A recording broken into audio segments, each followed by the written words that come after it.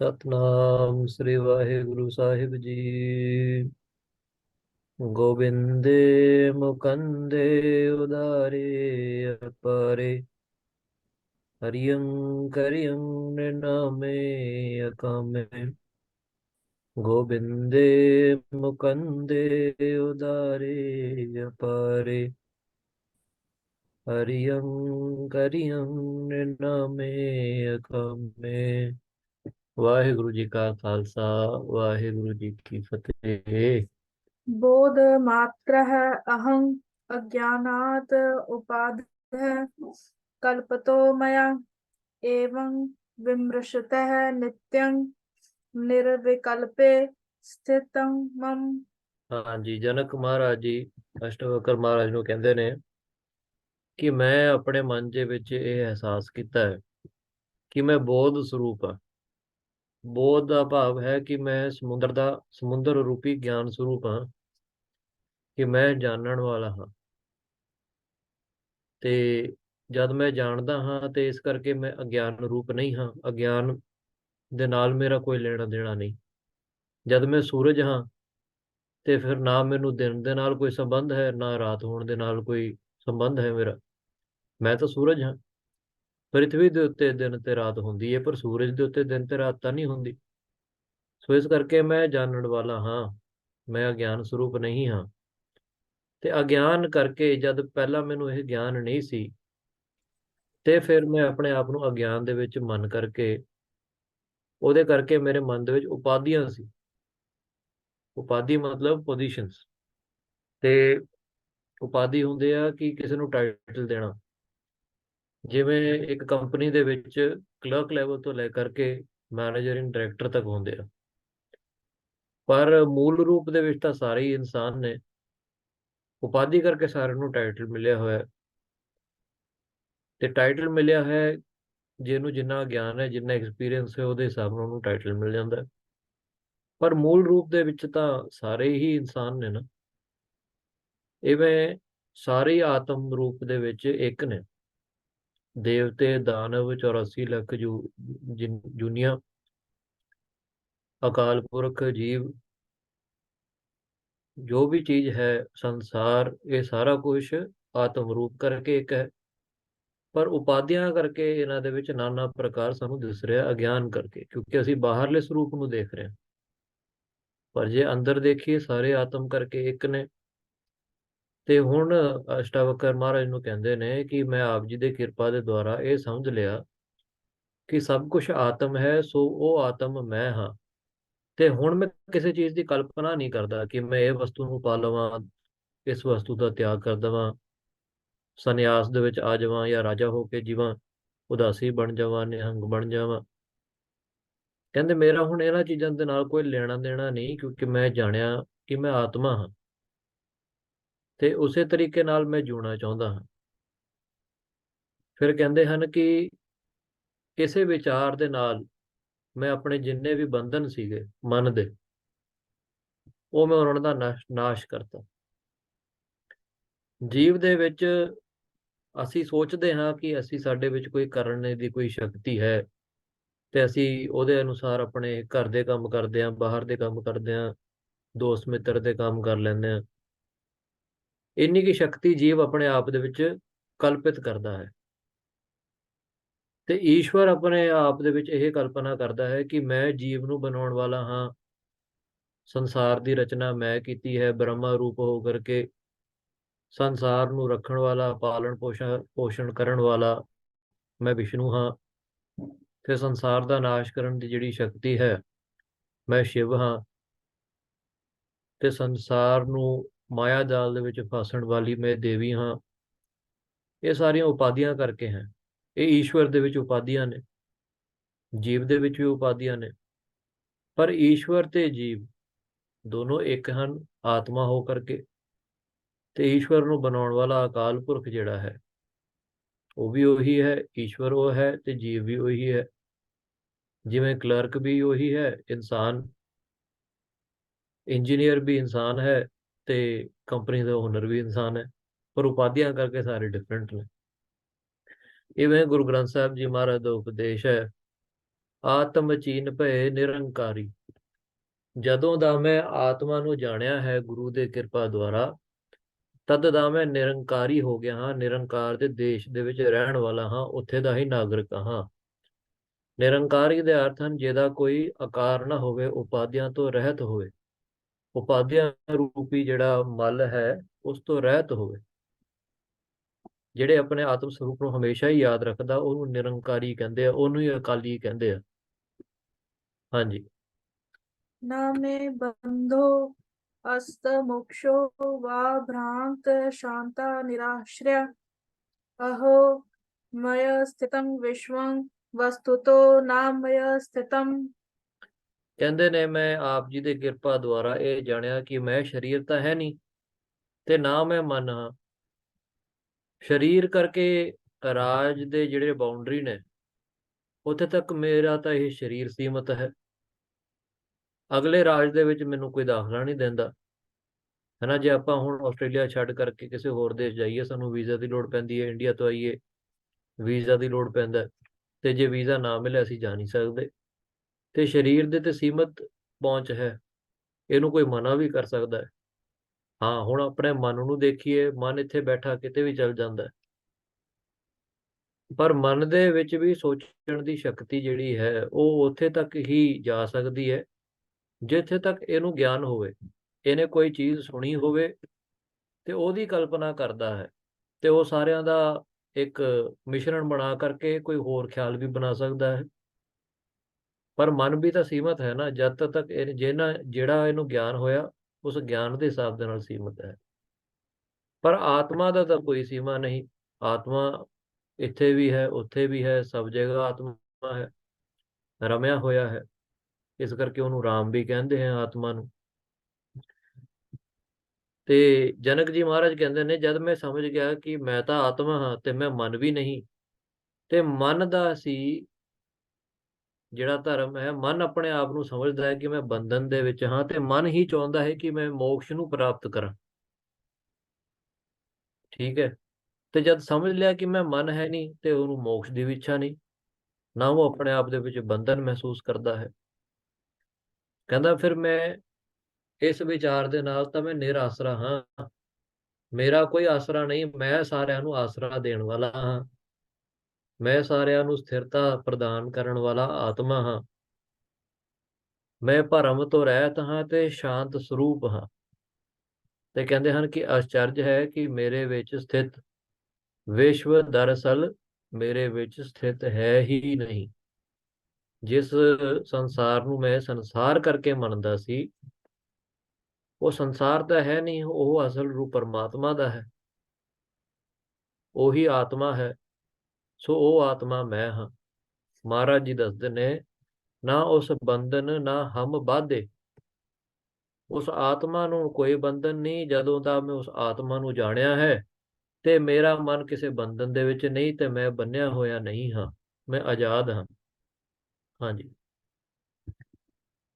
सशरीरम् इन्दं विश्वं न किंचत इत निश्चितं शुद्ध चिन्मात्र आत्मा च तत् कस्मन कल्पना अधुना। ਕਹਿੰਦੇ ਇਹ ਨਿਸ਼ਚਿਤ ਹੈ ਕਿ ਸਰੀਰ ਸਮੇਤ ਸੰਸਾਰ ਕੁਝ ਵੀ ਨਹੀਂ।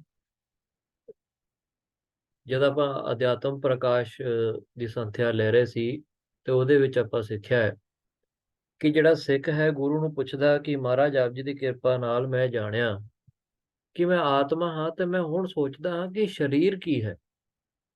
ਗੁਰੂ ਕਹਿੰਦਾ ਦਰਅਸਲ ਤੇਰਾ ਸਰੀਰ ਤੇ ਸੰਸਾਰ ਵੀ ਆਤਮਾ ਹੀ ਹੈ। ਤੇ ਸਿੱਖ ਫਿਰ ਚੁੱਪ ਹੋ ਜਾਂਦਾ ਹੈ।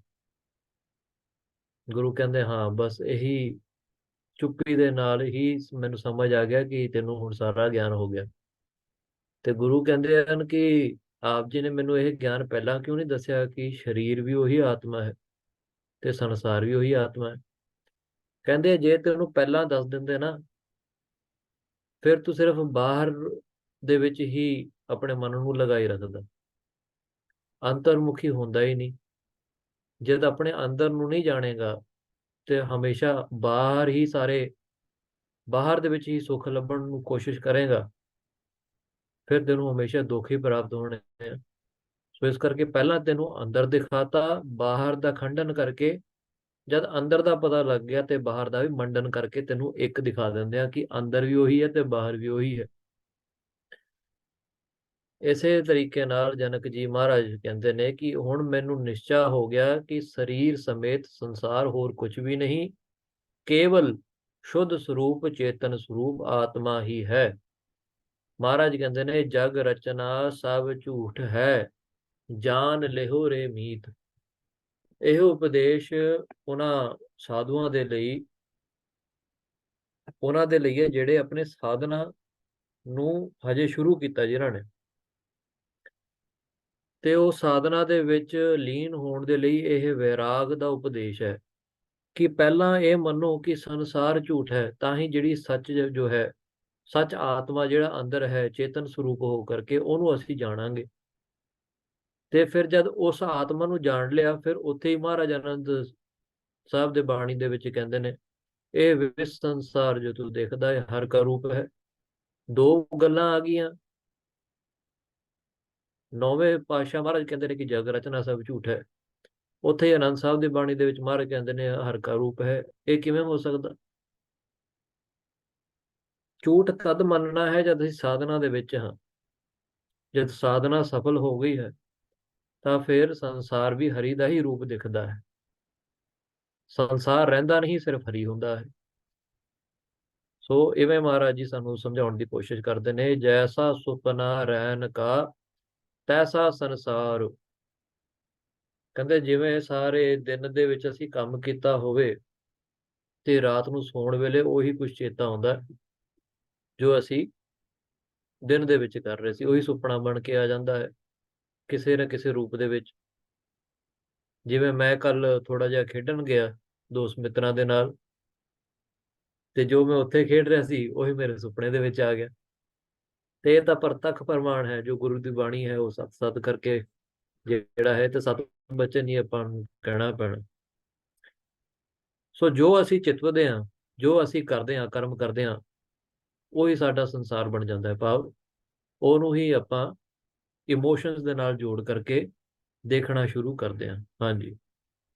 शरीरं स्वर्ग नरको बंध मोक्षो भयं तथा कल्पना मात्रं एव एतत् किंग में कार्य कार्यं चिदात्मनः। ਕਹਿੰਦੇ ਸਰੀਰ, ਸਵਰਗ, ਨਰਕ, ਬੰਧਨ ਤੇ ਮੁਕਤੀ ਅਤੇ ਡਰ, ਇਹ ਸਭ ਕਲਪਨਾ ਮਾਤਰ ਹੀ ਹਨ।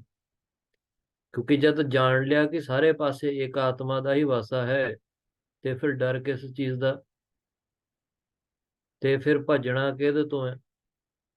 ਤੇ ਫਿਰ ਜੇ ਨਰਕ ਤੇ ਸਵਰਗ ਦੀ ਇੱਛਾ ਨਹੀਂ ਰਹਿੰਦੀ ਤੇ ਨਰਕ ਤੋਂ ਡਰ ਨਹੀਂ ਲੱਗਦਾ, ਕਿਉਂਕਿ ਉੱਥੇ ਵੀ ਆਤਮਾ ਹੀ ਹੈ।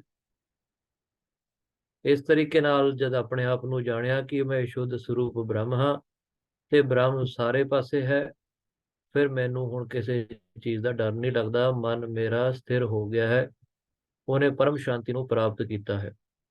ਮਹਾਰਾਜ ਕਹਿੰਦੇ ਨੇ ਅਗਿਆਨੀ ਅੰਧ ਬਹੁ ਕਰਮ ਕਮਾਵੇ। ਅਗਿਆਨ ਹੋ ਕਰਕੇ ਇਹ ਮਨ ਇਹ ਸੋਚਦਾ ਹੈ ਕਿ ਮੈਂ ਫਲਾਣੇ ਦੀ ਜਾ ਕਰਕੇ ਸੇਵਾ ਕਰਾਂ ਤਾਂ ਹੀ ਮੇਰਾ ਜੀਵਨ ਸਫਲਾ ਹੋਵੇਗਾ, ਮੈਂ ਫਲਾਣੇ ਪਾਠ ਕਰਾਂ, ਇੰਨੇ ਵਾਰ ਕਰਾਂ, ਇੰਨੇ ਗਿਣਤੀਆਂ ਦੇ ਵਿੱਚ ਕਰਾਂ ਤਾਂ ਜਾ ਕੇ ਮੇਰਾ ਮਨ ਸ਼ਾਂਤ ਹੋਊਗਾ, ਇੰਨਾ ਦਾਨ ਪੁੰਨ ਕਰਾਂ ਤਾਂ ਜਾ ਕਰਕੇ ਮੈਂ ਆਪਣੇ ਆਤਮਾ ਨੂੰ ਜਾਣਾਂਗਾ, ਤੀਰਥਾਂ ਦੇ ਇਸ਼ਨਾਨ ਕਰਾਂ ਤਾਂ ਮੇਰਾ ਮਨ ਸ਼ੁੱਧ ਹੋਵੇਗਾ। ਇਸ ਤਰੀਕੇ ਨਾਲ ਬਹੁਤ ਕਰਮ ਚਿਤਵਦਾ ਹੈ ਮਨ 'ਚ, ਪਰ ਇਹ ਸਾਰੇ ਅਗਿਆਨ ਮਾਤਰ ਹੀ ਹਨ। ਕਿਉਂਕਿ ਜਿਹਦੇ ਸੱਤਾ ਦੇ ਦੁਆਰਾ ਇਹ ਸ਼ਕਤੀ ਲੈ ਕਰਕੇ ਸਾਰੇ ਕੰਮ ਕਰਦਾ ਹੈ, ਉਹ ਤਾਂ ਉਹਦੇ ਹਰ ਪਲ ਹਰ ਸਮੇਂ ਉਹਦੇ ਨਾਲ ਹੈ। ਘਰ ਬੈਠੇ ਵੀ ਆਤਮਾ ਦੇ ਵਿੱਚ ਹੀ ਹੈ, ਬਾਹਰ ਜਾਏਗਾ ਤਾਂ ਵੀ ਆਤਮਾ ਦੀ ਸ਼ਕਤੀ ਦੇ ਨਾਲ, ਕੰਮ ਕਰੇਗਾ ਤਾਂ ਵੀ ਆਤਮਾ ਦੀ ਸ਼ਕਤੀ ਦੇ ਨਾਲ। ਸੋ ਇਹੋ ਜਿਹਾ ਕੋਈ ਜਾਪ ਨਹੀਂ, ਇਹੋ ਜਿਹਾ ਕੋਈ ਕਰਮ ਨਹੀਂ ਜਿਹਦੇ ਨਾਲ ਆਤਮਾ ਦਾ ਗਿਆਨ ਹੋ ਜਾਵੇ। ਹਾਂ, ਆਤਮਾ ਦਾ ਗਿਆਨ ਭਾਵ ਜਿਹੜਾ ਪੂਰਨ ਰੂਪ ਦੇ ਵਿੱਚ ਆਤਮਾ ਨੂੰ ਜਾਣਨਾ, ਉਹ ਕਰਮਾਂ ਦੇ ਨਾਲ ਨਹੀਂ ਸੰਭਵ। ਪਰ ਕਰਮਾਂ ਦਾ ਫਿਰ ਕੀ ਲਾਭ ਹੈ? ਸਾਨੂੰ ਕਿਉਂ ਸੇਵਾ ਕਰਨੀ ਚਾਹੀਦਾ ਹੈ? ਸੇਵਾ ਦੇ ਵਿੱਚ ਕਿਉਂ ਮਨ ਨੂੰ ਲਗਾਉਣਾ ਚਾਹੀਦਾ ਹੈ? ਨਾਮ ਕਿਉਂ ਜਪਣਾ ਚਾਹੀਦਾ ਹੈ, ਪਾਠ ਕਿਉਂ ਕਰਨੇ ਚਾਹੀਦੇ ਨੇ, ਉਹ ਅੰਤःਕਰਨ ਦੀ ਸ਼ੁੱਧੀ ਦੇ ਲਈ ਹੈ। ਜਦ ਅੰਤःਕਰਨ ਸ਼ੁੱਧ ਹੋਵੇਗਾ, ਫਿਰ ਮਨ ਇਸ ਪੂਰਨ ਗਿਆਨ ਨੂੰ ਗ੍ਰਹਿਣ ਕਰਨ ਯੋਗ ਹੋਵੇਗਾ, ਫਿਰ ਆਤਮਾ ਦੇ ਵਿੱਚ ਸਥਿਤ ਹੋ ਜਾਂਦੇ ਆ। ਸੋ ਇੱਥੇ ਤੱਕ ਹੀ ਕਰਮਾਂ ਦੀ ਮਾਰ ਪੈਂਦੀ ਹੈ। ਉਹ ਤੋਂ ਅੱਗੇ ਜਦ ਆਤਮਾ ਦਾ ਗਿਆਨ ਹੋ ਜਾਂਦਾ ਹੈ, ਫਿਰ ਸਮਝ ਆਉਂਦਾ ਹੈ ਕਰਮ ਕਰਦੇ ਹੋਏ ਜਿਹੜੇ ਆਪਾਂ ਕਰਮ ਕਰਦੇ ਸੀ, ਜਿਹਨੂੰ ਕਰਮ ਸਮਝਦੇ ਸੀ, ਜਿਨ੍ਹਾਂ ਸਾਧਨਾ ਦੇ ਨਾਲ ਕਰਮ ਕਰਦੇ ਸੀ, ਉਹ ਵੀ ਸਭ ਆਤਮਾ ਰੂਪ ਹੀ ਸੀਗੇ। ਮਹਾਰਾਜ ਕਹਿੰਦੇ ਆਤਮ ਚੀਨੈ ਸੋ ਤਤ ਵਿਚਾਰੇ। ਜਿਨ੍ਹਾਂ ਨੇ ਆਤਮਾ ਨੂੰ ਜਾਣ ਲਿਆ, ਉਹਨਾਂ ਨੇ ਤਤ ਦਾ ਵਿਚਾਰ ਕਰ ਲਿਆ, ਉਹਨਾਂ ਨੇ ਸਮਝ ਲਿਆ ਜਿਹੜੇ ਮੇਰੇ ਕਰਮ ਰੂਪ ਵੀ ਸੀ, ਉਹ ਵੀ ਆਤਮਾ ਦੇ ਹੀ ਰੂਪ ਸੀਗੇ। ਹਾਂਜੀ। अहो जन समूहे अपना द्वैतं पश्यतो मम अरण्यं एव सवृतं कवरतं करवान अहं। ਕਹਿੰਦੇ ਜਦ ਮੈਂ ਪਹਿਲਾਂ ਅਗਿਆਨ ਅਵਸਥਾ 'ਚ ਸੀ, ਤਦ ਮੈਂ ਅਕੇਲੇਪਨ ਨੂੰ ਮਹਿਸੂਸ ਕਰਦਾ ਸੀ, ਇਕੱਲਾਪਨ ਮਹਿਸੂਸ ਕਰਦਾ ਸੀ। ਫਿਰ ਕੋਈ ਜੇ ਦੋਸਤ ਮਿੱਤਰ ਆ ਜਾਂਦਾ ਸੀ, ਮੈਂ ਹਰਸ਼ਿਤ ਹੋ ਜਾਂਦਾ ਸੀ, ਤੇ ਕੋਈ ਸ਼ਤਰੂ ਦਿਖ ਜਾਂਦਾ ਸੀ ਤਾਂ ਮੈਨੂੰ ਡਰ ਲੱਗਦਾ ਸੀ, ਆਪਣੇ ਆਪ ਨੂੰ ਬਚਾਉਣ ਦੀ ਮੈਂ ਕੋਸ਼ਿਸ਼ ਕਰਦਾ ਸੀ। ਫਿਰ ਜਿਹਨੂੰ ਆਪਾਂ ਮੀ ਟਾਈਮ ਕਹਿ ਦਿੰਦੇ ਆ ਕਿ ਹੁਣ ਮੈਂ ਥੋੜਾ ਇਕੱਲਾ ਹੋਣਾ ਚਾਹੁੰਦਾ, ਕਹਿੰਦਾ ਮੈਨੂੰ ਮੇਰੇ ਉੱਤੇ ਉਹ ਵੀ ਗੱਲ ਆ ਜਾਂਦੀ ਸੀ। ਮੈਂ ਆਪਣੇ ਆਪ ਨੂੰ ਉਸ ਅਵਸਥਾ ਦੇ ਵਿੱਚ ਵੀ ਚਾਹੁੰਦਾ ਸੀ ਕਿ ਮੈਂ ਇਹੋ ਜਿਹਾ ਅਵਸਰ ਮੈਨੂੰ ਮਿਲ ਜਾਵੇ ਜਿੱਥੇ ਮੈਂ ਇਕੱਲਾ ਹੋਵਾਂ। ਪਰ ਦੇਖੀਏ ਤੇ ਇਹਦੇ ਵਿੱਚ ਹਰ ਸਮੇਂ ਮਨ ਵਿਚਲਿਤ ਹੈ। ਕਦੇ ਕਿਸੇ ਇਕੱਲੇਪਣ ਤੋਂ ਡਰ ਕਰਕੇ ਮਿੱਤਰ ਦੀ ਭਾਲ ਕਰਦਾ ਹੈ, ਮਿੱਤਰਾਂ ਦੇ ਨਾਲ ਜ਼ਿਆਦਾ ਸਮੇਂ ਬਤੀਤ ਕਰੇ ਤੇ ਫਿਰ ਇਹ ਇਕੱਲੇਪਣ ਨੂੰ ਦੌੜਦਾ ਹੈ। ਸ਼ਤਰੂ ਦਾ ਭੇਟ ਹੋ ਜਾਵੇ ਸ਼ਤਰੂ ਦੇ ਨਾਲ, ਉੱਥੋਂ ਮਾਰ ਮੁਕਾਉਣ ਦੀ ਉਹਨੂੰ ਗੱਲ ਕਰਦਾ ਹੈ, ਭਾਵ ਉੱਥੇ ਫਿਰ ਵੀ ਇਕੱਲਾ ਹੋਣਾ ਚਾਹੁੰਦਾ ਹੈ ਕਿ ਮੈਂ ਜਿੱਤ ਗਿਆ ਆਪਣੇ ਸ਼ਤਰੂ ਨੂੰ ਮਾਰ ਕਰਕੇ। ਪਰ ਇੱਥੇ ਜਨਕ ਜੀ ਕਹਿੰਦੇ ਹਨ ਕਿ ਅਚਰਜ ਹੈ ਕਿ ਹੁਣ ਮੈਂ ਜਨ ਸਮੂਹ ਦੇ ਵਿੱਚ, ਸਮੁੰਦਰ ਜਿੰਨੇ ਬੰਦੇ ਇਕੱਠੇ ਹੋ ਗਏ, ਤੇ ਉਸ ਸਮੂਹ ਦੇ ਵਿੱਚ ਵੀ ਮੈਂ ਆਪਣੇ ਆਪ ਨੂੰ ਇਕੱਲਾ ਹੀ ਮਹਿਸੂਸ ਕਰਦਾ ਹਾਂ। ਇਕੱਲਾ ਕਿਸ ਤਰੀਕੇ ਨਾਲ ਮਹਿਸੂਸ ਕਰਦਾ ਹਾਂ? ਮੈਂ ਜਾਣਿਆ ਕਿ ਮੈਂ ਆਤਮਾ ਹਾਂ, ਤੇ ਜਿੰਨੇ ਮੈਨੂੰ ਲੋਕ ਦਿਖ ਰਹੇ ਆ ਉਹ ਸਾਰੇ ਸਮੁੰਦਰ ਰੂਪ ਆਤਮਾ ਹੀ ਹੈ। ਹੁਣ ਮੇਰਾ ਮਨ ਡਰਦਾ ਨਹੀਂ। ਜੇ ਮੈਂ ਬਾਹਰ ਵੀ ਜਾਵਾਂ, ਸਮੂਹ ਦੇ ਵਿੱਚ ਵੀ ਜਾਵਾਂ, ਤਾਂ ਵੀ ਮੈਂ ਇਕੱਲਾ ਹਾਂ। ਘਰੇ ਬੈਠੇ ਵੀ ਮੈਂ ਇਕੱਲਾ ਹਾਂ। ਘਰੇ ਬੈਠੇ ਵੀ ਮੈਂ 1.25 ਲੱਖ ਹਾਂ, ਬਾਹਰ ਜਾਵਾਂ ਤਾਂ ਵੀ 1.25 ਲੱਖ ਹਾਂ। ਇਵੇਂ ਮੇਰਾ ਮਨ ਹੁਣ ਡੋਲਦਾ ਨਹੀਂ। ਮੈਂ ਕਿਸ ਵਿੱਚ ਮੋਹ ਕਰਾਂ? ਹੁਣ ਮੈਨੂੰ ਕਿਸੇ ਨਾਲ ਮੋਹ ਨਹੀਂ, ਕਿਉਂਕਿ ਮੈਨੂੰ ਸਾਰੇ ਵਿੱਚ ਇੱਕ ਦਿਖ ਰਿਹਾ।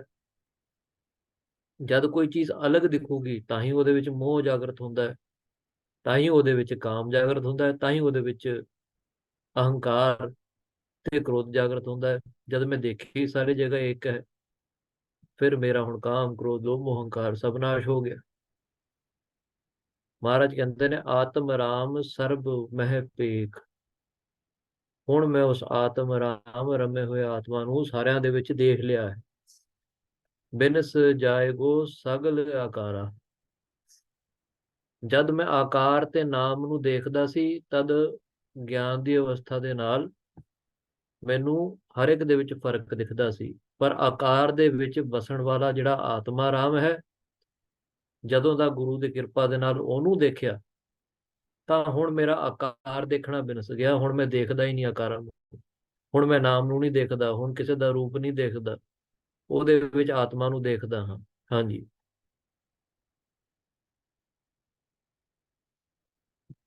नाहं देहो ना मैं देहो जीवो नाहं कीचित अयमेव ही मैं बंध आसिद्या जीवते स्पृहा। ਕਹਿੰਦੇ ਨਾ ਮੈਂ ਦੇਹ ਹਾਂ ਤੇ ਨਾ ਦੇਹ ਮੇਰੀ ਹੈ, ਨਾ ਮੈਂ ਜੀਵ ਹਾਂ। ਜੀਵ ਉਹ ਹੁੰਦਾ ਹੈ ਜਦ ਤੱਕ ਆਪਣੇ ਵਿੱਚ ਅਹੰਕਾਰ ਹੋਵੇ ਨਾ, ਅਹੰਕਾਰ ਦੇ ਨਾਲ ਸੰਬੰਧ ਹੋਣ ਕਰਕੇ ਆਪਣੇ ਆਪ ਨੂੰ ਇਹ ਜੀਵ ਮੰਨਦਾ ਹੈ। ਜੀਵ ਮੰਨ ਕਰਕੇ ਆਪਣੇ ਆਪ ਨੂੰ ਪਰਮਾਤਮਾ ਦਾ ਬੱਚਾ ਮੰਨਦਾ ਹੈ। ਪਰ ਅਸਲ ਦੇ ਵਿੱਚ ਨਾ ਤਾਂ ਕਿਉਂਕਿ ਉਪਾਧੀਆਂ ਹੈ ਨਹੀਂ ਨਾ। ਨਿਰਗੁਣ ਦੇ ਵਿੱਚ ਕੋਈ ਉਪਾਧੀ ਨਹੀਂ, ਨਿਰੰਕਾਰ ਅਵਸਥਾ ਵਿੱਚ ਕੋਈ ਉਪਾਧੀ ਨਹੀਂ। ਸਰਗੁਣ ਦੇ ਵਿੱਚ ਉਪਾਧੀਆਂ ਦਿਖਦੀਆਂ ਨੇ। ਨਿਰਗੁਣ ਦੇ ਵਿੱਚ ਆ ਕਰਕੇ ਜਾਣਿਆ ਕਿ ਮੈਂ ਤਾਂ ਜੀਵ ਵੀ ਨਹੀਂ, ਮੈਂ ਉਹੀ ਹਾਂ ਜਿਹਨੂੰ ਮੈਂ ਸਰਗੁਣ ਦੇ ਵਿੱਚ ਪੂਜਦਾ ਸੀ। ਤੇ ਜਾਣ ਲਿਆ ਕਿ ਮੈਂ ਜੀਵ ਨਹੀਂ ਹਾਂ, ਮੈਂ ਤੇ ਮੇਰਾ ਗੁਰੂ ਇੱਕ ਹੈ। ਮੈਂ ਤੇ ਮੇਰਾ ਗੁਰੂ ਤੇ ਪਰਮਾਤਮਾ ਇੱਕ ਨੇ। ਉਹ ਨਿਰੰਕਾਰ ਦੀ ਅਵਸਥਾ ਆ ਗਈ। ਹੁਣ ਨਿਰੰਕਾਰੀ ਹੋ ਗਿਆ, ਹੁਣ ਅਕਾਲੀ ਹੋ ਗਿਆ। ਕਹਿੰਦੇ ਹੁਣ ਸ਼ੁੱਧ ਚੇਤਨ ਹਾਂ, ਮੈਂ ਤਾਂ ਸ਼ੁੱਧ ਹਾਂ, ਮੈਨੂੰ ਕਦੇ ਕੋਈ ਮੈਲ ਲੱਗ ਹੀ ਨਹੀਂ ਸਕਦਾ। ਮੈਂ ਚੇਤਨ ਸਰੂਪ ਬ੍ਰਹਮ ਹਾਂ। ਜੋ ਜੀਵਤ ਰਹਿਣ ਦੀ ਇੱਛਾ ਸੀ, ਇਹੀ ਮੇਰਾ ਬੰਧਨ ਸੀ। ਜਦ ਮੈਂ ਇਹ ਸੋਚਦਾ ਸੀ ਕਿ ਮੈਂ ਆਪਣੇ ਸਰੀਰ ਨੂੰ ਰੱਖਣਾ ਚਾਹੁੰਦਾ, ਥੋੜੇ ਥੋੜੇ ਜਿਹੇ ਹੋਰ ਸਾਲ ਜੀ ਕੇ ਦੇਖ ਲਵਾਂ, ਅੱਗੇ ਆਉਣ ਵਾਲੀ ਪੀੜ੍ਹੀ ਨੂੰ ਦੇਖ ਲਵਾਂ, ਬੱਚਿਆਂ ਦਾ ਵਿਆਹ ਦੇਖ ਲਵਾਂ ਜੀ, ਫਿਰ ਜਾਵਾਂਗਾ। ਇਹ ਜਿਹੜੀ ਇੱਛਾ ਕਰਕੇ ਮੈਂ ਆਪਣੇ ਸਰੀਰ ਨੂੰ ਰੱਖਣਾ ਚਾਹੁੰਦਾ ਸੀ, ਇਹੀ ਮੇਰਾ ਬੰਧਨ ਦਾ ਕਾਰਨ ਹੈ। ਕਿਉਂਕਿ ਆਪਣੇ ਆਪ ਨੂੰ ਸਰੀਰ ਮੰਨਿਆ ਹੋਇਆ, ਤਾਂ ਹੀ ਇਹਨੂੰ ਜਿਉਣ ਰੱਖਣ ਦੀ, ਜੀਵਤ ਰੱਖਣ ਦੀ ਆਸ ਹੈ ਨਾ। ਜਦ ਮੰਨ ਲਿਆ ਕਿ ਮੈਂ ਤਾਂ ਆਤਮਾ ਹਾਂ, ਸਰੀਰ ਦੇ ਹੋਣ ਤੋਂ ਪਹਿਲਾਂ ਵੀ ਮੈਂ ਸੀ, ਸਰੀਰ ਦੇ ਹੋਣ ਸਮੇਂ ਭਾਵ ਜਦ ਸਰੀਰ ਹੈ ਤਦ ਵੀ ਮੈਂ ਹਾਂ, ਤੇ ਜਦ ਸਰੀਰ ਛੱਡਾਂਗਾ ਤਦ ਵੀ ਮੈਂ ਰਹਾਂਗਾ, ਮੈਂ ਤਾਂ ਅਮਰ ਅਜਰ ਹਾਂ। ਤੇ ਫਿਰ ਕਿਹਨੂੰ ਜਿਉਂਦਾ ਰੱਖਣ ਦੀ ਇੱਛਾ ਕਰੇਗਾ? ਫਿਰ ਸਰੀਰ ਜਾਂਦਾ ਹੈ ਜਾਏ। ਫਿਰ ਇਹੋ ਜਿਹੀ ਨਿਡਰ ਅਵਸਥਾ ਦੇ ਵਿੱਚ ਆ ਕਰਕੇ ਇਹ ਫਿਰ ਸੱਚੀ ਯੋਧਾ ਬਣਦਾ ਹੈ। ਫਿਰ ਸ਼ਤਰੂ ਚਾਹੇ ਜੋ ਮਰਜ਼ੀ ਆ ਜਾਵੇ, ਉਹ ਆਪਣੇ ਸਰੀਰ ਨੂੰ ਰੱਖਣਾ ਨਹੀਂ ਚਾਹੁੰਦਾ। ਸਭ ਤੋਂ ਖਤਰਨਾਕ ਉਹੀ ਯੋਧਾ ਹੁੰਦਾ ਹੈ ਜਿਹਨੂੰ ਮੌਤ ਦਾ ਭੈ ਨਹੀਂ। ਤੇ ਸਿੰਘ ਇਹੋ ਜਿਹੇ ਯੋਧੇ ਸੀਗੇ। ਮੁਗਲ ਤੇ ਜਿਹੜੇ ਪਹਾੜੀ ਰਾਜਾ ਸੀ, ਉਹ ਯੁੱਧ ਕਰਦੇ ਸੀ, ਨਾਲੋਂ ਨਾਲ ਆਪਣੇ ਸਰੀਰ ਨੂੰ ਬਚਾਉਣ ਦੀ ਕੋਸ਼ਿਸ਼ ਕਰਦੇ ਸੀ। ਪਰ ਸਿੰਘ ਮਹਾਰਾਜ ਦੀ ਕਿਰਪਾ ਦੇ ਨਾਲ, ਮਹਾਰਾਜ ਨੇ ਪਹਿਲਾਂ ਹੀ ਕਹਿਤਾ, ਪਹਿਲਾ ਮਰਨ ਕਬੂਲ, ਜੀਵਨ ਕੀ ਛੱਡਿਆ ਆਸ। ਮੇਰੇ ਕੋਲ ਤਾਂ ਤਦ ਆਇਓ ਜਦ ਆਪਣੇ ਆਪ ਨੂੰ ਜਿਉਂਦਾ ਰੱਖਣ ਦੀ ਇੱਛਾ ਨਾ ਹੋਵੇ। ਮੇਰੇ ਕੋਲ ਆਉਂਗੇ ਤਾਂ ਮਰਨਾ ਹੀ ਪੈਣਾ, ਮਨ ਕਰਕੇ ਮਰਨਾ ਪੈਣਾ, ਜੇ ਸਮਾਂ ਆ ਜਾਵੇ ਤਨ ਕਰਕੇ ਵੀ ਮਰਨਾ ਪੈਣਾ। ਤੇ ਫਿਰ ਇਹੋ ਜਿਹੇ ਯੋਧੇ ਪ੍ਰਗਟ ਹੋਇਆ ਪੰਥ ਦੇ ਵਿੱਚ, ਜਿਨ੍ਹਾਂ ਨੇ ਆਪਣੇ ਸਰੀਰ ਦੀ ਵੀ ਜਿਹੜੀ ਹੈ ਮਮਤਾ ਹੰਗਤਾ ਤਿਆਗ ਕਰਕੇ ਉਹਨਾਂ ਨੇ ਜੰਗ ਦੇ ਵਿੱਚ ਮਹਾਰਾਜ ਦੇ ਨਾਲ ਫਤਿਹ ਪ੍ਰਾਪਤ ਕੀਤੀ ਹੈ। ਹਾਂਜੀ। अहो भुवन कलोल विचित्रद्राक समुत्थितं मय अनंत महामबोधो चित वाते समुद्यते। ਜਦ ਮੈਂ ਜਾਣਿਆ ਮੇਰੇ ਵਿੱਚ ਕੋਈ ਬੰਧਨ ਨਹੀਂ ਤੇ ਮੈਂ ਮਰ ਨਹੀਂ ਸਕਦਾ, ਮੈਨੂੰ ਮੁਕਤੀ ਦੀ ਵੀ ਆਸ ਨਹੀਂ, ਫਿਰ ਗੁਰਬਾਣੀ ਅਨੁਸਾਰ ਆਪ ਬੇਅੰਤ ਅੰਤ ਨਹੀਂ ਪਾਈਐ, ਪੂਰ ਰਹਿਆ ਸਭ ਠਾਈ ਸੰਤ ਹੋ। ਹੁਣ ਮੈਂ ਸੰਤ ਦੀ ਅਵਸਥਾ ਪਾ ਲਈ ਹੈ। ਸੰਤ ਉਹ ਹੈ ਜਿਹਨੇ ਸਮਾਂ ਦਾ ਅੰਤ ਪਾ ਲਿਆ। ਠੀਕ ਹੈ ਜੀ। ਸਮਾਂ ਦਾ ਅੰਤ ਜਿਹਨੇ ਪਾਇਆ, ਭਾਵ ਸਾਰੇ ਆਕਾਰ ਤੇ ਵਿਕਾਰਾਂ ਦਾ ਜਿਹਦਾ ਨਾਸ਼ ਹੋ ਗਿਆ, ਜਿਹਨੇ ਸਾਰੇ ਵਿੱਚ ਆਤਮਾ ਨੂੰ ਦੇਖਿਆ, ਉਹ ਸੰਤ ਹੁੰਦਾ ਹੈ। ਤੇ ਆਪ ਬੇਅੰਤ ਅੰਤ ਨਹੀਂ ਪਾਈਐ, ਮੈਂ ਤਾਂ ਬੇਅੰਤ ਹਾਂ, ਮੇਰਾ ਅੰਤ ਕੋਈ ਨਹੀਂ ਪਾ ਸਕਦਾ। ਪੂਰ ਰਹਿਆ ਸਭ ਠਾਈ ਸੰਤ ਹੋ। ਜਿਸ ਆਤਮਾ ਕਰਕੇ ਮੈਂ ਬੇਅੰਤ ਹਾਂ, ਉਸ ਆਤਮਾ ਦਾ ਮੈਨੂੰ ਗਿਆਨ ਹੋ ਗਿਆ, ਤੇ ਹੁਣ ਸਮਝਿਆ ਨਾ ਜਿਉ ਮਰੈ ਨਾ ਮਾਰਿਆ ਜਾਈ। ਨਾ ਮੈਂ ਕਦੇ ਮਰਦਾ ਹਾਂ, ਨਾ ਮੈਨੂੰ ਕੋਈ ਮਾਰ ਸਕਦਾ ਹੈ। ਤੇ ਜਨਕ ਜੀ ਮਹਾਰਾਜ ਸਾਨੂੰ ਦੱਸਦੇ ਨੇ ਕਿ ਅਚਰਜ ਹੈ ਕਿ ਮੇਰੇ ਵਿੱਚ ਅਨੰਤ ਮਹਾਸਾਗਰ ਹਨ, ਤੇ ਮਨ ਰੂਪੀ ਪਵਨ ਦੇ ਚੱਲਣ ਨਾਲ ਇੱਕਦਮ ਵਿਚਿੱਤਰ ਜਗਤ ਤਰੰਗ ਉੱਠੀਆਂ ਹਨ। ਕਿਉਂਕਿ ਯੋਗ ਅਨੁਸਾਰ ਵੀ ਜਦ ਆਪਾਂ ਇਹਨੂੰ ਪੜ੍ਹਦੇ ਹਾਂ ਨਾ, ਪ੍ਰਾਣਾਯਾਮ ਦੀ ਕਿਰਿਆ ਯੋਗ ਦੇ ਵਿੱਚ ਇਸੇ ਕਰਕੇ ਸਮਝਾਈ ਜਾਂਦੀ ਹੈ ਕਿ ਦੇਖੀਏ ਸਾਡੇ ਸਵਾਸ ਕਿਵੇਂ ਚੱਲਦੇ ਨੇ। ਤੇ ਯੋਗ ਕਿਰਿਆ ਇਸ ਨੂੰ ਕਰਦੇ ਹੋਏ, ਅਭਿਆਸ ਕਰਦੇ ਹੋਏ ਸਮਝ ਆ ਜਾਂਦੀ ਗੱਲ ਨੂੰ ਕਿ ਜਦ ਅਸੀਂ ਸਾਹ ਨੂੰ ਰੋਕ ਲੈਂਦੇ ਹਾਂ, ਕੁੰਭਕ ਲਾ ਲੈਂਦੇ ਹਾਂ, ਕੁੰਭਕ ਲਾ ਕਰਕੇ ਮਨ ਦੇ ਜਿੰਨੇ ਵਿਚਾਰ ਨੇ ਉਹ ਸ਼ਾਂਤ ਹੋ ਜਾਂਦੇ ਨੇ। ਜਦ ਵਿਚਾਰ ਸ਼ਾਂਤ ਹੋ ਗਏ, ਭਾਵ ਤੁਹਾਡਾ ਸੰਸਾਰ ਨਸ਼ਟ ਹੋ ਗਿਆ, ਕਿਉਂਕਿ ਵਿਚਾਰਾਂ ਕਰਕੇ ਸੰਸਾਰ ਹੈ।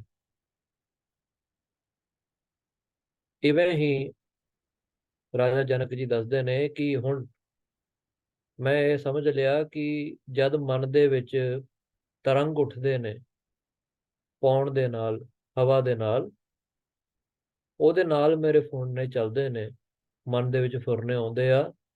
ਭਾਵ ਮੈਂ ਨਾ ਤਾਂ ਉਹ ਪਵਨ ਹਾਂ, ਨਾ ਮੈਂ ਫੁਰਨੇ ਹਾਂ। ਜਿਹੜੀ ਆਉਂਦੀ ਜਾਂਦੀ ਰਹਿੰਦੀ ਹੈ ਉਹ ਤਾਂ ਵਿਚਾਰ ਨੇ। ਜਦ ਵਿਚਾਰ ਸਥਿਰ ਨਹੀਂ, ਮਹਾਰਾਜ ਤਾਂ ਦੱਸ ਰਹੇ ਨੇ ਗੁਰਬਾਣੀ ਦੇ ਵਿੱਚ ਕਿ ਤੂੰ ਸ਼ੁੱਧ ਸਰੂਪ ਹੈ, ਤੇ ਸ਼ੁੱਧ ਸਰੂਪ ਦੇ ਵਿੱਚ ਆਵਾਗੌਣ ਤਾਂ ਹੁੰਦਾ ਨਹੀਂ, ਬਦਲਾਵ ਨਹੀਂ ਹੁੰਦਾ।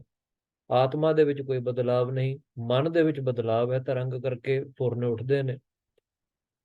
ਤੇ ਜਾਣ ਲਿਆ, ਨਿਸ਼ਚੈ ਕਰ ਲਿਆ ਕਿ ਮੈਂ ਤਰੰਗ ਨਹੀਂ, ਮੈਂ ਮਨ ਨਹੀਂ, ਮੈਂ ਆਤਮਾ ਹਾਂ। ਮਹਾਰਾਜ ਕਹਿੰਦੇ ਜਗ ਉਪਜੈ ਬਿਨਸੈ ਬਿਨਸ ਬਿਨਾਸੈ। ਜੋ ਜਗ ਹੈ ਖਿਆਲਾ ਰੂਪੀ, ਉਹ ਉਪਜਦਾ ਹੈ ਤੇ ਬਿਨਸ ਜਾਂਦਾ ਹੈ, ਤੇ ਹੈ ਇਹਦਾ ਜਿਹੜਾ ਨੇਚਰ ਹੈ ਉਹ ਬਿਨਸਣਾ ਹੀ ਹੈ। ਕਿਉਂਕਿ ਜਦ ਸਰੀਰ ਆਪਾਂ ਛੱਡ ਦਾਂਗੇ ਤਦ ਇਹਦੇ ਵਿੱਚ ਤਾਂ ਵਿਚਾਰ ਚੱਲਣੇ ਨਹੀਂ। ਇਹਦਾ ਬਣਿਆ ਹੀ ਇਸ ਕਰਕੇ ਸੀ ਇਹਦਾ ਨਾਸ਼ ਹੋ ਜਾਵੇ। ਇਸੇ ਕਰਕੇ ਧਰਤੀ ਨੂੰ ਮ੍ਰਿਤਯੂ ਲੋਕ ਕਹਿੰਦੇ ਆ, ਕਿ ਇੱਥੇ ਤਾਂ ਆਪਾਂ ਆਈ ਇਸ ਕਰਕੇ ਹਾਂ, ਜੀਵਨ ਇੱਥੇ ਪਾਈ ਹੈ ਇਸ ਕਰਕੇ ਕਿ ਅਸੀਂ ਮਰੀਏ। ਤੇ ਉਹਨਾਂ ਦੇ ਧੰਨ ਭਾਗ ਨੇ ਜਿਹੜੇ ਆਪਣੇ ਸਰੀਰ ਤੋਂ ਮਰਨ ਤੋਂ ਪਹਿਲਾਂ ਆਪਣੇ ਮਨ ਨੂੰ ਮਾਰ ਦਿੰਦੇ ਨੇ, ਫਿਰ ਉਹ ਅਮਰ ਦੀ ਅਵਸਥਾ ਦੇ ਵਿੱਚ ਅਮਰ ਅਵਸਥਾ ਨੂੰ ਪ੍ਰਾਪਤ ਕਰ ਲੈਂਦੇ ਨੇ। ਹਾਂਜੀ। मय अनंत महामबोधो चित वाते प्रशाम्यत अभाग्यात जीव वनजो जगत पोतो विनश्वर। ਕਹਿੰਦੇ ਮੁਝ ਅਨੰਤ ਮਹਾਸਾਗਰ ਵਿੱਚ ਜਦ ਮਨ ਰੂਪੀ ਪਵਨ ਸ਼ਾਂਤ ਹੋ ਜਾਂਦੀ ਹੈ, ਤਦ ਵਪਾਰੀ ਜੀਵ ਜਗਤ ਰੂਪੀ ਕਿਸ਼ਤੀ ਉਸ ਦੇ ਮੰਦ ਭਾਗ ਨਾਲ ਨਸ਼ਟ ਹੋ ਜਾਂਦੀ ਹੈ। ਜਦ ਮਨ ਦੇ ਵਿੱਚ ਫੁਰਨੇ ਚੱਲਦੇ ਨਹੀਂ ਤੇ ਉਹਦੇ ਵਿੱਚ ਸੰਸਾਰ ਦੇ ਚਲਾਉਣ ਵਾਲੇ ਜਿਹੜੇ ਵਿਕਾਰ ਨੇ, ਕਾਮ ਕ੍ਰੋਧ ਲੋਭ ਅਹੰਕਾਰ, ਸਭ ਆਪਣੇ ਸ਼ਾਂਤ ਤੇ ਪਰਮ ਰੂਪ ਦੇ ਵਿੱਚ ਸਥਿਤ ਹੋ ਜਾਂਦੇ ਨੇ। ਉਹ ਆਤਮਾ ਰੂਪੀ ਹੋ ਜਾਂਦੇ ਨੇ। ਆਤਮਾ ਦੇ ਵਿੱਚ ਹੀ ਸਾਰਾ ਕੁਝ ਜਗਤ ਲੀਨ ਹੋ ਜਾਂਦਾ ਹੈ ਮਨ 'ਚ। ਤੇ ਉਸ ਅਵਸਥਾ ਨੂੰ ਮੈਂ ਹੁਣ ਜਾਣਨਾ ਸ਼ੁਰੂ ਕਰ ਲਿਆ ਹੈ। ਮਹਾਰਾਜ ਕਹਿੰਦੇ ਨੇ ਲਾਹੇ ਕਾਰਨ ਆਇਆ ਜਗ। ਜੀਵ ਜਦ ਅਹੰਕਾਰ ਦੇ ਨਾਲ ਇਹ ਸੰਸਾਰ ਵਿੱਚ ਆਇਆ ਤੇ ਇਹਦਾ ਲਾਹਾ ਕੀ ਸੀ ਕਿ ਆਪਣੇ ਸ਼ੁੱਧ ਸਰੂਪ ਬ੍ਰਹਮ ਦਾ ਇਹਨੂੰ ਗਿਆਨ ਹੋ ਜਾਵੇ, ਤੇ ਗਿਆਨ ਹੋ ਕਰਕੇ ਉਹਦੇ ਵਿੱਚ ਸਥਿਰ ਰਹੇ, ਤੇ ਇਹ ਗਿਆਨ ਦਾ ਉਪਦੇਸ਼ ਹੋਰਾਂ ਨੂੰ ਵੀ ਦਵੇ। ਇਹ ਇਹਦਾ ਲਾਹਾ ਸੀ, ਇਹ ਇਹਦਾ ਕਾਰਨ ਸੀ, ਇਸ ਕਰਕੇ ਇਹ ਆਇਆ ਸੀ। ਸੋ ਆਪਾਂ ਇਸ ਕਰਕੇ ਨਹੀਂ ਆਏ ਕਿ 100-200 ਗੁਰੂ ਘਰ ਬਣਾ ਲਈਏ, 100-200 ਮੰਦਿਰ ਬਣਾ ਲਈਏ, 100-200 ਗਿਰਜਾ ਘਰ ਬਣਾ ਲਈਏ, ਮਸਜਿਦ ਬਣਾ ਲਈਏ, ਇਹਦੇ ਕਰਕੇ ਨਹੀਂ ਆਏ। ਸਾਡਾ ਇੱਥੇ ਕੰਮ ਸੀ ਨਾਮ ਜਪਣਾ, ਨਾਮ ਜਪ ਕੇ ਪਰਮ ਅਵਸਥਾ ਨੂੰ ਪਾਉਣਾ, ਤੇ ਉਸ ਪਰਮ ਅਵਸਥਾ ਦਾ ਗਿਆਨ ਜਿਹੜੇ ਜਿਗਿਆਸੂ ਜਨ ਨੇ ਉਹਨਾਂ ਨੂੰ ਵੀ ਇਹ ਗਿਆਨ ਪ੍ਰਦਾਨ ਕਰਨਾ। ਇਹ ਸਾਡਾ ਲਕਸ਼ ਹੈ, ਇਹੀ ਸਾਡਾ ਕਾਰਨ ਹੈ ਜਗਤ ਦੇ ਵਿੱਚ ਆਉਣ ਦਾ। ਹਾਂਜੀ। मय अनंत महामबोधो आश्चर्यं जीव विच उद्यंत कनंत खेलंत प्रवशंत स्वभातः। ਕਹਿੰਦੇ ਇਸ ਸੰਸਾਰ ਦੇ ਵਿੱਚ ਜਦ ਫੁਰਨਾ ਚੱਲਿਆ, ਉਸ ਪਰਮਾਤਮਾ ਦੇ ਮਨ ਦੇ ਵਿੱਚ ਕਲਪਨਾ ਹੋਈ ਤੇ ਉਹਨੇ ਜਗਤ ਬਣਾ ਲਿਆ, ਮਾਇਆ ਬਣਾ ਲਈ। ਫੁਰਨੇ ਕਰਕੇ ਮਾਇਆ ਬਣੀ, ਮਾਇਆ ਕਰਕੇ ਤਿੰਨ ਦੇਵਤੇ ਹੋਏ, ਤੇ ਤਿੰਨ ਦੇਵਤੇ ਕਰਕੇ ਅੱਗੇ ਇਹ ਸੰਸਾਰ। ਤੇ ਇਹੋ ਜਿਹੇ ਤਿੰਨ ਦੇਵਤੇ ਅਨੇਕਾਂ ਹੀ ਹੋਏ ਨੇ, ਬੇਅੰਤ ਹੋਏ ਨੇ, ਤੇ ਬੇਅੰਤ ਹੀ ਸੰਸਾਰ ਨੇ, ਬੇਅੰਤ ਹੀ ਜੀਵ ਨੇ। ਪਰ ਇਹ ਸਾਰਾ ਕੁਝ ਫੁਰਨੇ ਕਰਕੇ ਹੋਇਆ। ਜਿਵੇਂ ਅਸੀਂ ਆਪਣੇ ਮਨ ਦੇ ਫੁਰਨਿਆਂ ਨੂੰ ਦੇਖੀਏ ਤੇ ਇਹਨਾਂ ਦੇ ਉੱਤੇ ਕਾਬੂ ਪਾ ਲਈਏ ਗੁਰਬਾਣੀ ਦਾ ਵਿਚਾਰ ਕਰਕੇ, ਆਪਣੇ ਮੂਲ ਰੂਪ ਨੂੰ ਜਾਣ ਕਰਕੇ, ਫਿਰ ਜਿਹੜਾ ਸੰਸਾਰ ਜਿਸ ਰੂਪ ਦੇ ਵਿੱਚ ਸਾਨੂੰ ਦਿਸਦਾ ਹੈ, ਬਾਹਰੀ ਰੂਪ ਨੂੰ ਦੇਖਦੇ ਹਾਂ, ਬਾਹਰੀ ਰੂਪ ਦਾ ਅਨੁਭਵ ਕਰਦੇ ਹਾਂ, ਉਹ ਸਾਰਾ ਮਿਟ ਜੂਗਾ। ਤੇ ਸਾਰਿਆਂ ਵਿੱਚ ਇੱਕ ਆਤਮਾ ਦਾ ਹੀ ਸਾਨੂੰ ਜਿਹੜਾ ਆਨੰਦ ਉਹ ਹੋਣਾ ਸ਼ੁਰੂ ਹੋ ਜਾਊਗਾ। ਭਾਵ ਸਾਡੇ ਲਈ ਤਾਂ ਸੰਸਾਰ ਮਿਟ ਗਿਆ ਨਾ, ਬ੍ਰਹਮ ਗਿਆਨੀ ਲਈ ਤਾਂ ਸੰਸਾਰ ਮਿਟ ਜਾਂਦਾ ਹੈ, ਉਹਨੂੰ ਸਾਰੀ ਜਗ੍ਹਾ ਇੱਕ ਦਿਖਦਾ ਹੈ। ਤੇ ਇਸ ਤਰੀਕੇ ਨਾਲ ਸਾਨੂੰ ਕੋਸ਼ਿਸ਼ ਕਰਨੀ ਚਾਹੀਦੀ ਹੈ ਕਿ ਮਹਾਰਾਜ ਦੀ ਕਿਰਪਾ ਨਾਲ ਸਾਡਾ ਵੀ ਜਿਹੜਾ ਬ੍ਰਹਮ ਹੈ ਉਹ ਟੁੱਟ ਜਾਵੇ ਤੇ ਬ੍ਰਹਮ ਦਾ ਦਰਸ਼ਨ ਹੋ ਜਾਵੇ, ਭਰਮ ਟੁੱਟ ਜਾਵੇ ਤੇ ਬ੍ਰਹਮ ਮਿਲ ਜਾਵੇ, ਤਾਂ ਸਾਨੂੰ ਆਨੰਦ ਆਊਗਾ। ਕਹਿੰਦੇ ਆਪਾਂ ਸੋਚਦੇ ਹਾਂ ਨਾ, ਕਈ ਵਾਰੀ ਇਹ ਪ੍ਰਸ਼ਨ ਪੁੱਛਿਆ ਜਾਂਦਾ ਹੈ ਕਿ ਮਹਾਰਾਜ ਨੇ ਜਗਤ ਦੀ ਉਤਪਤੀ ਕੀਤੀ ਹੀ ਕਿਉਂ, ਇਹ ਖੇਡ ਰਚਿਆ ਹੀ ਕਿਉਂ ਹੈ। ਇਹਦਾ ਮਹਾਂਪੁਰਖ ਜਿਹੜੇ ਨੇ ਉਹ ਇਸ ਤਰੀਕੇ ਨਾਲ ਜਵਾਬ ਦਿੰਦੇ ਆ, ਕਹਿੰਦੇ ਆ ਕਿ ਜਿਹੜੇ ਤਾਂ ਖੇਡ ਖੇਡ ਰਹੇ ਆ, ਭਾਵ ਜਿਹੜੇ ਬਾਹਰੀ ਸਰੂਪ ਨੂੰ ਦੇਖਣ ਵਾਲੇ ਅਗਿਆਨੀ ਜਨ ਨੇ, ਉਹ ਤਾਂ ਇਸ ਖੇਡ ਦੇ ਵਿੱਚ ਫਸੇ ਹੋਏ ਆ, ਉਹਨਾਂ ਨੂੰ ਇਸ ਖੇਡ ਦਾ ਕੋਈ ਆਨੰਦ ਨਹੀਂ।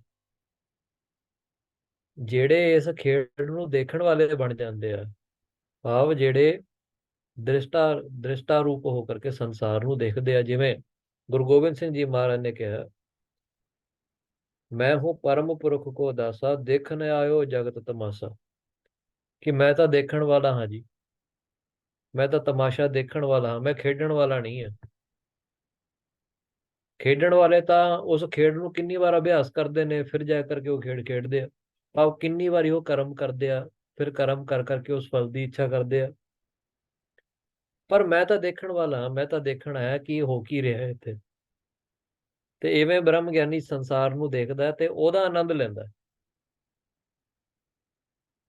ਜਦ ਅਸੀਂ ਕਿਸੇ ਗੇਮ ਨੂੰ ਦੇਖਣ ਜਾਈਏ ਜਾਂ ਪਲੇ ਨੂੰ ਦੇਖਣ ਜਾਈਏ, ਜਿਹੜੇ ਡਰਾਮਾ ਖੇਡ ਰਹੇ ਨੇ ਉਹਨਾਂ ਨੇ ਤਾਂ ਕਿੰਨੀ ਵਾਰੀ ਉਸ ਡਰਾਮਾ ਦਾ ਪ੍ਰੈਕਟਿਸ ਕੀਤਾ ਹੁੰਦਾ, ਪਰ ਜਦੋਂ ਉਹ ਡਰਾਮਾ ਕਰ ਰਹੇ ਹੁੰਦੇ ਆ, ਪਲੇ ਕਰ ਰਹੇ ਹੁੰਦੇ, ਉਹਨੂੰ ਥੋੜੀ ਉਸ ਚੀਜ਼ ਦਾ ਆਨੰਦ ਹੈ। ਆਨੰਦ ਤਾਂ ਉਹਨਾਂ ਨੂੰ ਨੇ ਜਿਹੜੇ ਟਿਕਟ ਦੇ ਕਰਕੇ ਉਹ ਡਰਾਮਾ ਦੇਖਣ ਆਏ, ਉਹ ਤਾਲੀਆਂ ਵਜਾਉਂਦੇ, ਉਹ ਖੁਸ਼ ਹੁੰਦੇ, ਚੱਲ ਜਾਂਦੇ ਆ। ਇਵੇਂ ਜਗਤ ਦੀ ਰਚਨਾ ਬ੍ਰਹਮ ਗਿਆਨੀਆਂ ਦੇ ਲਈ, ਸਾਧੂ ਸੰਤਾਂ ਦੇ ਲਈ ਹੋਈ ਹੈ ਕਿ ਆਓ ਜੀ ਦੇਖੋ ਕਿਵੇਂ ਖੇਡਿਆ ਜਾ ਰਿਹਾ, ਤੇ ਤੁਸੀਂ ਇਹਦਾ ਆਨੰਦ ਲਓ। ਤੇ ਜਨਕ ਜੀ ਮਹਾਰਾਜ ਕਹਿੰਦੇ ਮੈਂ ਹੁਣ ਉਹਨਾਂ ਦੇ ਵਿੱਚੋਂ ਹੋ ਗਿਆ ਜਿਹੜਾ ਇਸ ਖੇਡ ਨੂੰ ਦੇਖਣ ਵਾਲਾ ਹੈ। ਹਾਂਜੀ। ਤੇ ਗੁਰਬਾਣੀ ਦਾ ਫਰਮਾਨ, ਕਰਮੀ ਆਵੈ ਕਪੜਾ। ਹੁਣ ਕਰਮਾਂ ਦੇ ਦੋ ਅਰਥ ਹੋ ਜਾਂਦੇ ਆ। ਉਰਦੂ ਅਨੁਸਾਰ, ਅਰਬੀ ਅਨੁਸਾਰ ਕਰਮ ਦੇ ਅਰਥ ਹੁੰਦੇ ਆ ਕਿ ਰਹਿਮ, ਗੁਰੂ ਦੀ ਕਿਰਪਾ ਤੇ ਦੋਨੋਂ ਚੀਜ਼ਾਂ ਆ ਜਾਂਦੀਆਂ ਨੇ। ਜਿਹੜੇ ਬ੍ਰਹਮ ਗਿਆਨੀ ਹੈ ਉਹ ਤਾਂ ਇਹ ਸੋਚਦੇ ਆ ਕਿ ਗੁਰੂ ਦੀ ਕਿਰਪਾ, ਭਾਵ ਗੁਰੂ ਚਾਹੁੰਦਾ ਸੀ ਤਾਂ ਮੈਂ ਸੰਸਾਰ 'ਚ ਆਇਆ ਹਾਂ, ਮੈਂ ਦੇਖਿਆ ਇਹ ਕਪੜਾ, ਭਾਵ ਮਨੁੱਖ ਰੂਪੀ ਤਨ ਮੈਨੂੰ ਇਸ ਕਰਕੇ ਮਿਲਿਆ, ਗੁਰੂ ਦੀ ਕਿਰਪਾ ਹੋਈ। ਅਗਿਆਨੀ ਇਸ ਦੇ ਅਰਥ ਇਸ ਤਰੀਕੇ ਨਾਲ ਕਰ ਲੈਂਦੇ ਨੇ, ਕਰਮੀ ਆਵੇ ਕਪੜਾ, ਮੈਂ ਆਪਣੇ ਕਰਮਾਂ ਅਨੁਸਾਰ ਇਸ ਜਗਤ ਦੇ ਉੱਤੇ ਆਇਆ ਹਾਂ। ਤੇ ਇਹਦੇ ਦੋਨੋਂ ਅਰਥ ਠੀਕ ਨੇ। ਜਿਹੜੀ ਅਵਸਥਾ ਦੇ ਵਿੱਚ ਜੋ ਇਸ ਦਾ ਅਰਥ ਕਰੂਗਾ ਉਹਦੇ ਲਈ ਉਹੀ ਅਰਥ ਸਹੀ ਹੋਣਗੇ। ਜੇ ਤਾਂ ਸਮਝਿਆ ਕਿ ਮੈਂ ਆਪਣੇ ਕਰਮਾਂ ਕਰਕੇ ਇਸ ਜੂਨੀ ਦੇ ਉੱਤੇ ਆਇਆ ਹਾਂ, ਤੇ ਫਿਰ ਸਭ ਤੋਂ ਪਹਿਲਾਂ ਜਦ ਸਾਡਾ ਜਨਮ ਹੋਇਆ ਉਹਦਾ ਕਾਰਨ ਕੀ ਸੀ। ਜਿਸ ਵੀ ਸਰੀਰ ਦੇ ਵਿੱਚ ਸਾਡਾ ਸਭ ਤੋਂ ਪਹਿਲਾਂ ਜਨਮ ਹੋਇਆ ਉਹਦਾ ਕਾਰਨ ਕੀ ਬਣਿਆ, ਕਿਹੜੇ ਕਰਮ ਕੀਤੇ ਸੀ ਜਾ ਕਰਕੇ ਅਸੀਂ ਮੰਨ ਲਈਏ ਕਿ ਮੈਨੂੰ ਪੇੜ ਦਾ ਜਨਮ ਹੋਇਆ ਜੀ, ਮੈਂ ਦਰਖਤ ਬਣਿਆ ਸੀ, ਸਭ ਤੋਂ ਪਹਿਲਾ ਜਨਮ ਮੇਰਾ ਦਰਖਤ ਸੀ ਇਹ ਮੰਨ ਲਈਏ, ਤੇ ਫਿਰ ਉਹਦਾ ਕਿਹੜਾ ਕਾਰਨ ਸੀ, ਉਹ ਕਿਹੜੇ ਕਰਮ ਕੀਤੇ ਜਾ ਕਰਕੇ ਮੈਂ ਦਰਖਤ ਬਣਿਆ, ਨਹੀਂ ਨਾ, ਉਹਦਾ ਤਾਂ ਕੋਈ ਕਰਮ ਹੀ ਨਹੀਂ, ਉਹ ਤਾਂ ਇੱਛਾ ਸੀ ਪ੍ਰਭੂ ਦੀ, ਉਹਨੇ ਮੈਨੂੰ ਬਣਾਤਾ। ਇਵੇਂ ਹੀ ਇਸ ਜੂਨੀ ਦੇ ਵਿੱਚ ਮੈਂ ਆਇਆ ਹਾਂ, ਮਨੁੱਖ ਜੂਨੀ ਨੂੰ ਪ੍ਰਾਪਤ ਕੀਤਾ ਹੈ। ਗਿਆਨ ਦੀ ਅਵਸਥਾ ਦੇ ਨਾਲ ਮੈਂ ਕਰਮਾਂ ਕਰਕੇ ਨਹੀਂ ਆਇਆ ਹਾਂ, ਮੈਂ ਉਸ ਪਰਮਾਤਮਾ ਦੀ ਇੱਛਾ ਅਨੁਸਾਰ ਆਇਆ ਹਾਂ। ਉਸ ਦੇ ਇੱਛਾ ਦੇ ਅਨੁਸਾਰ ਹੀ ਮੈਨੂੰ ਦੁੱਖ ਸੁੱਖ ਮਿਲਣੇ ਨੇ।